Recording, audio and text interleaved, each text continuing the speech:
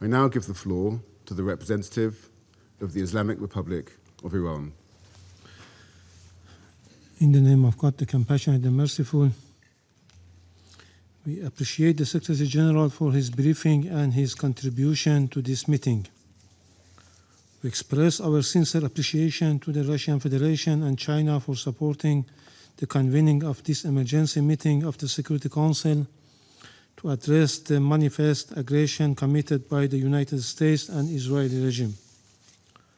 I also thank those Council members, in particular China, Pakistan, and the Russian Federation, who have today taken principled position in condemnation this unlawful act.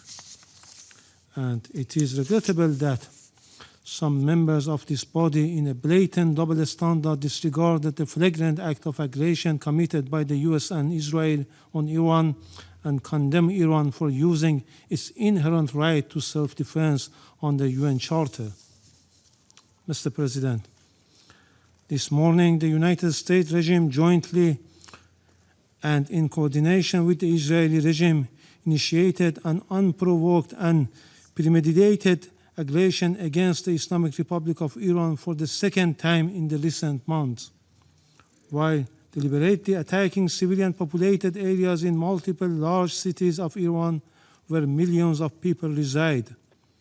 As a result of this brutal armed attack, hundreds of civilians have been killed and injured. The aggression and atrocious crime of the United States regime and the Israeli regime and the deliberate and persistent targeting of civilian infrastructure are going. In addition to the numerous civilian residential buildings, the aggressors have also targeted a school in the city of Minab, Hormozgan province, killing more than 100 children. The number of innocent civilians continues to rise. This is not only an act of aggression, it is a war crime and a crime against humanity. Yet today, once again, the representative of the United States, through a regrettable pattern, has attempted to distort facts and rely on misinformation to justify the blatant aggression of the United States and Israel against my country. The facts, however, are unequivocal. The justification advanced by the representative of the United States today are illegal and entirely devoid of legal foundation. The baseless allegation invoked to defend this unlawful use of force have no standing under international law. The invocation of preemptive attack claims of imminent threats or other substantiated political claims cannot legitimize aggression. Such claims are unfounded legally, morally, and politically, and they contradicted the clear principles of the Charter of the United Nations. I also categorically reject the assertion made by the representative of France, the United Kingdom, and certain other Western members regarding Iran's peaceful nuclear program. These claims lack a factual and legal basis. Mr. President, distinguished colleagues, the President of the United States and the Prime Minister of the Israeli regime have openly claimed responsibility for this act of aggression and have explicitly articulated regime change as their objective, an unmistakable admission of their intent to violate Iran's sovereignty and territorial integrity.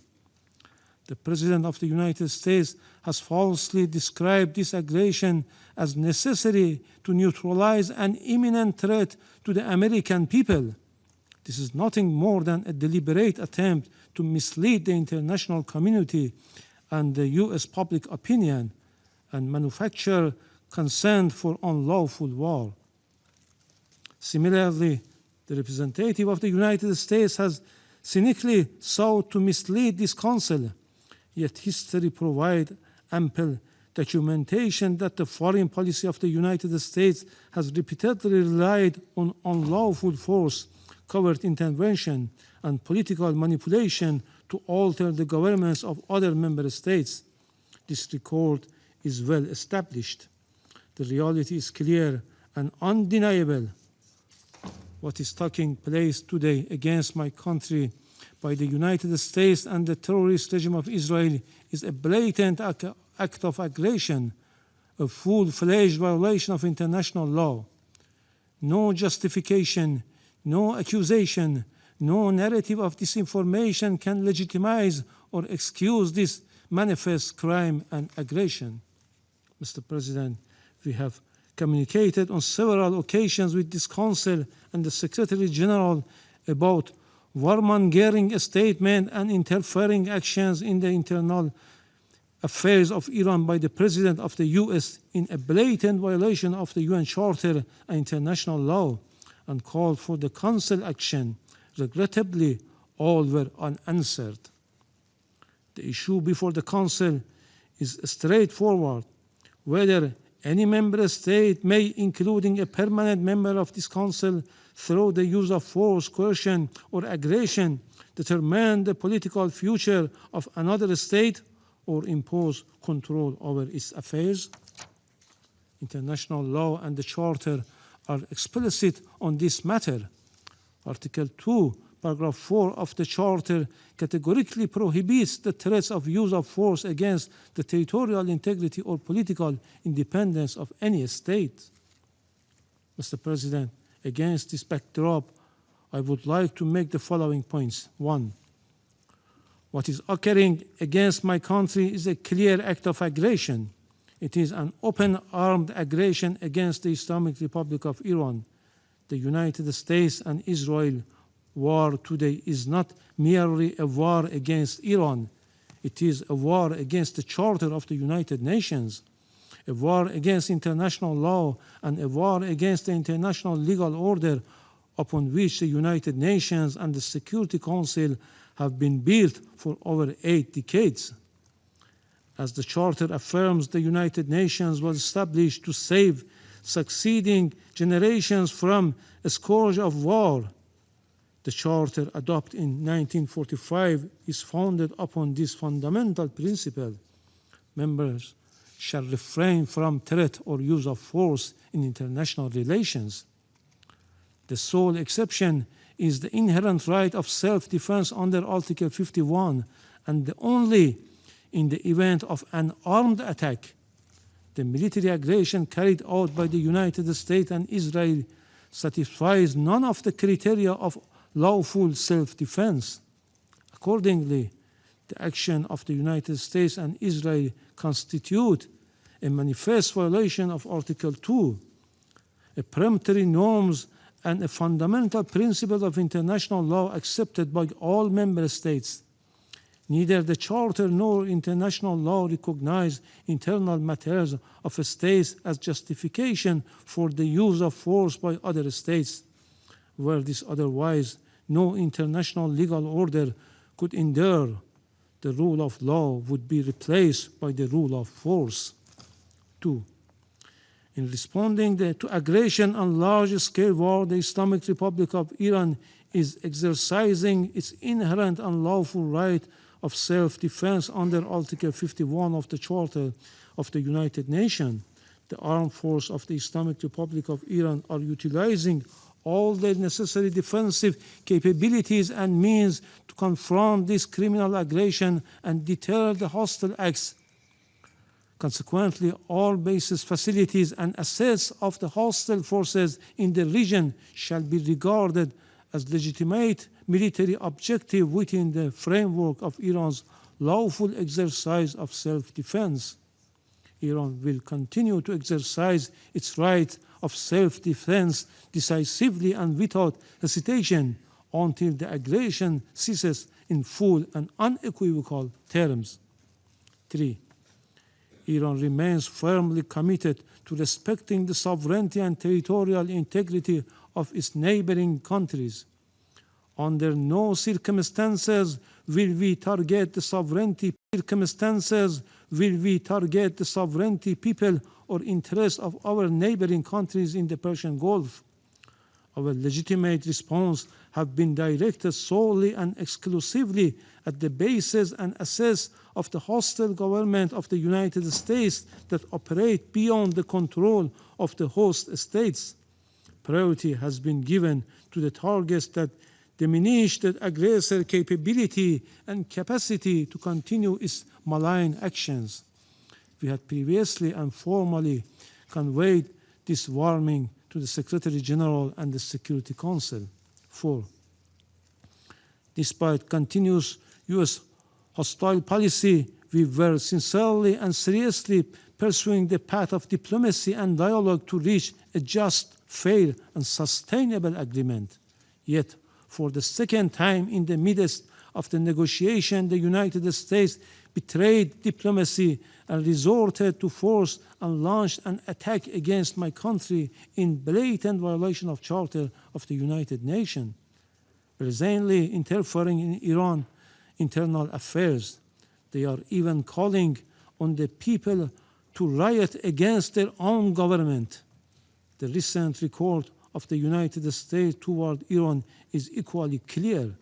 Since January 2025, the U.S. administration against reinstated the hostile approach, including the policy of so-called maximum pressure and economic strangulation through sweeping sanctions. The General Assembly has repeatedly voted by overwhelming majorities against such unilateral coercive measures. The objective of these illegal measures has been transparent, unconditional surrender. Despite repeated warning by Iran to the Secretary General and the Council regarding serious violation of the Charter by a permanent member, the Council has regrettably failed to discharge its primary responsibility, allowing the erosion of the rule of law in favor of the rule of force. 5. Just as the Israeli regime succeeded in dragging the United States into the quagmire of war with Iran, the United States in turn is deliberately seeking to expand the scope of the conflict by exploiting its bases in the Persian Gulf region. The hostile U.S. government dream of swallowing Iran and forcing the Islamic Republic of Iran into submission will never be realized. This war, before being a contest of military equipment and advanced technologies, is a battle of wills, and in that battle, the Islamic Republic of Iran will prevail.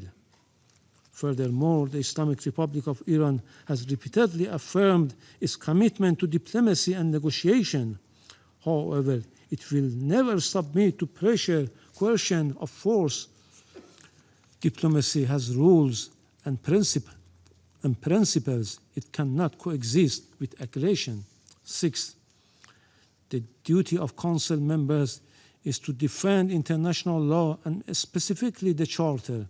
They are not called upon to judge the political system of states, nor to determine whether military aggression or economic siege leads to freedom or domination.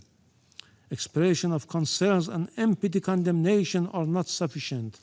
The Council must act. Pursuant to Article 39 of the Charter, the Security Council must immediately determine the United States and Israeli regime have committed an act of aggression and demand the immediate cessation of its unlawful use of force, including any explicit or implicit threats against Iran, and require binding assurance of non-repetition. Affirm that the United States and Israeli regime bear full international responsibility for all materials and moral damage inflicted upon the infrastructure and facilities of the Islamic Republic of Iran and are obligated to provide full reparation. Let me conclude, Mr. President, with a simple and undeniable truth. Israel and the United States have attacked Iran. They have violated international law and the Charter of the United Nations. They must be held accountable. So long as this aggression continues, Iran will continue to exercise its inherent right of self-defense firmly, proportionately, and without hesitation until the aggression ends. The Security Council must act now and stop this act of aggression immediately. Silence is complicity in this crime. I thank you. I thank the representative of the Islamic Republic of Iran for the statement, and I give the floor to the representative of Israel. Mr. President, for 47 years, the Islamic regime in Iran has led crowds in chanting Marj bar Israel, Marj bar America. Mr. Iravani, do you want to translate these chants? Your leaders have been chanting it for years in public events, in your parliament. Marj bar Israel, Marj bar America. They mean death to Israel, death to America. Israeli and American flags were painted on roads so they could be trampled. Our flags were burned in public squares. This is not the anger of a radical fringe. It is state-sanctioned hatred. And while those Marj bar chants echoed, uranium was enriched, centrifuges span, missiles were built, facilities were buried deep underground. It was never just empty rhetoric. It was preparation for action. But today, alongside our ally, the United States, we act to stop it. Israel stands before you today, having acted with the United States to confront and stop an existential threat before it became irreversible. The operation targets nuclear infrastructure, ballistic missile sites, the machinery of repression that fuels terror across our region. We did not act of impulse. We did not act of aggression. We acted out of necessity because the Iranian regime left no reasonable alternative. This joint effort will continue for as long as the threat remains. We thank President Trump and acknowledge the close cooperation between Israel and the US, which has brought the alliance between our countries to an all-time high in peace and in war. Let us be clear about what we are confronting. This regime has built nuclear weapons in blatant disregard of international law and UN resolutions. It has brutally murdered its own citizens and crushed dissent. It's happened now as we speak in cities in Iran. It has expanded missile arsenals and armed proxies across the region. It has openly declared its intention to erase Israel from the map. Now, as it faces consequences, it is launching missiles and drones across the region, endangering the UAE, where a Pakistani citizen, unfortunately, was killed. Jordan, Kuwait, Bahrain, Qatar, Iraq. As we speak, in the last hour, a rocket targeted the city of Tel Aviv. Civilians, they don't target military bases. Civilians struck a building in Tel Aviv. An innocent woman was killed, and 21 people were injured. This is a regime that destabilizes wherever it reaches. It spreads violence outward while crushing freedom at home. It is not reacting. It is expanding. It is a machinery of radicalism that does not recognize borders. Mr. President, diplomacy was exhausted. Iran was required to stop enriching uranium, stop heavy water projects, stop developing nuclear-capable missiles, and allow full inspections. Iran fortified its nuclear facilities, so we cannot get to them, accelerated missile production and continue to fund terror. Since the last operation in the summer, they spent billions on the proxies. The resolutions were clear. The strategy was just as clear. Delay, delay, delay. But we will not be played. And it's simple what they were planning. They were building the means to corner us, to force an irreversible reality with our backs against the wall. That is not a future Israel will accept. No responsible nation should. This operation is guided by clear objectives: eliminate immediate threats, dismantle the nuclear program, destroy its ballistic missile production, neutralize naval threats, break the proxy network that destabilizes the region. The operation was carried out in order to protect the people of Israel within the framework of the ongoing armed conflict between Israel and Iran, in line with the UN Charter and in accordance with international law. Our forces stand ready to stop extremism armed with nuclear weapons. To the soldiers of the IDF, our boys and girls, my son, my daughter, we salute you. You stand like lions defending our people. An entire nation stands behind you. We have heard the condemnation from few member states, from the Secretary General, but we all know that escalation did not begin today.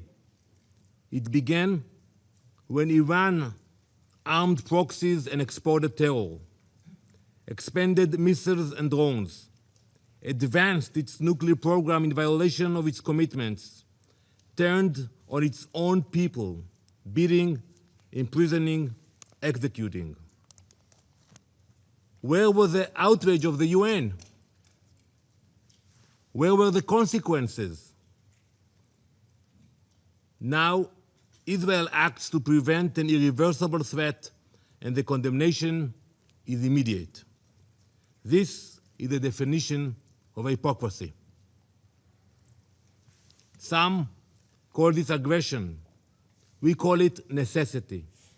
We call it survival. Mr. President, history has taught us never to ignore those who openly call for our destruction. When a regime says it will destroy Israel, when it chants death to Israel, when it promises to wipe Haifa and Tel Aviv off the map, we believe it. We genuinely believe it. When we see those hundreds of ballistic missiles that they are launching to Israel, we believe the threats. We do not ignore them. We do not gamble with our survival. We act. Now let me address the brave people of Iran. You are not our enemies. This operation is not directed at you. It is directed at a regime that has silenced you, imprisoned you, and invested in missiles and uranium while your economy suffers. You deserve better. It is this regime, the Basij, the Revolutionary Guard, who have dragged your country into isolation. The world does not fear a free Iran. It fears a radical regime armed with nuclear weapons and driven by extremism. Your future should not be defined by those who chant for death.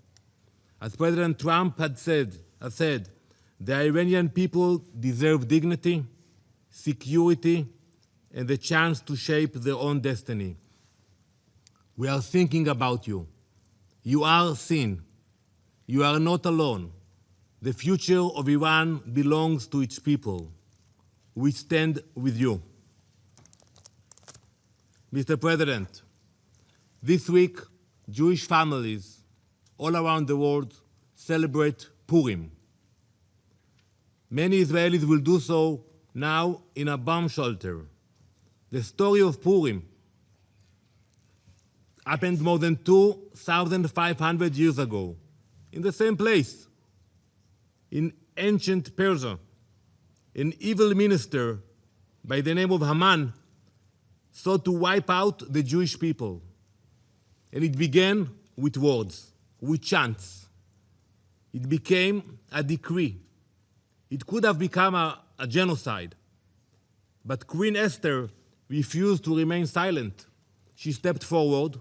She spoke up. She acted before it was too late.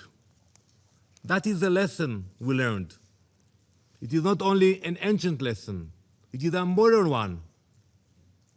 Last week, I stood at the gates of Auschwitz with dozens of UN ambassadors.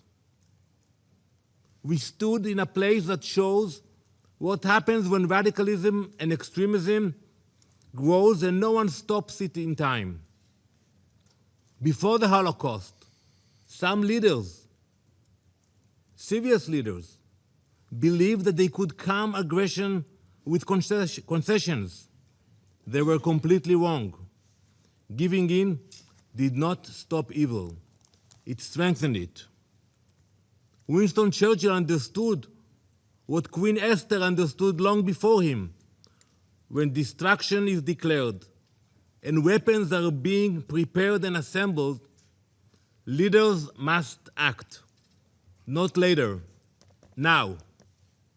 Today, President Trump and Prime Minister Netanyahu understand that same lesson.